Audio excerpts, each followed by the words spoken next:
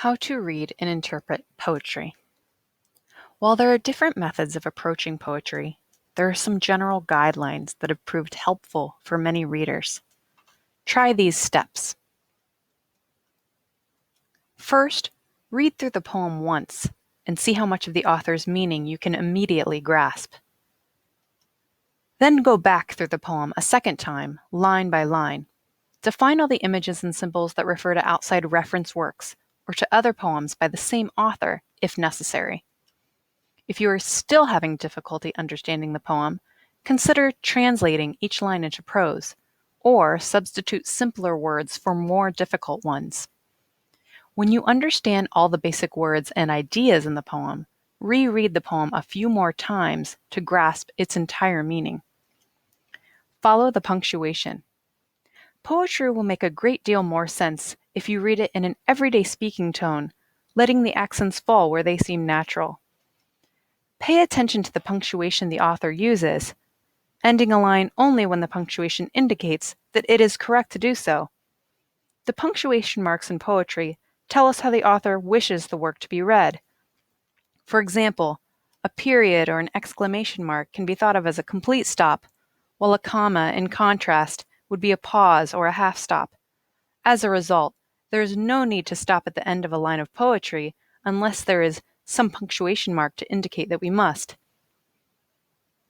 Here is an example of what we mean. Farewell, too little and too lately known, whom I began to think and call my own, for sure our souls were near allied, and thine cast in the same poetic mold with mine. These first 4 lines of John Dryden's poem To the Memory of Mr. Oldham show several uses of the pause.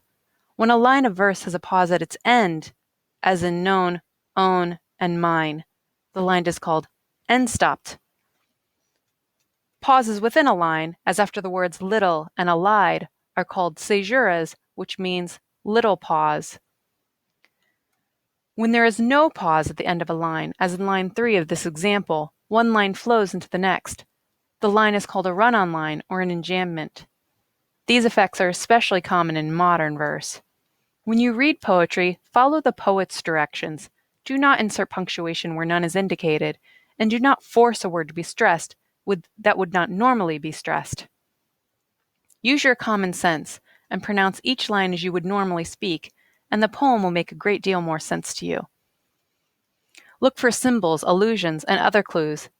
Since poetry is so highly condensed, most poets construct meaning by aligning words in new and interesting ways, drawing on conventional symbols and allusions or references, and even creating private symbols of their own.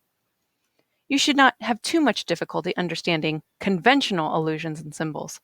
If you do, nearly all can easily be looked up in a dictionary, encyclopedia, or other reference texts. Private symbols can be more difficult to understand. In these instances, see how the images relate to the rest of the poem. Draw together all the different parts of the poem as you would a jigsaw puzzle to find the missing piece.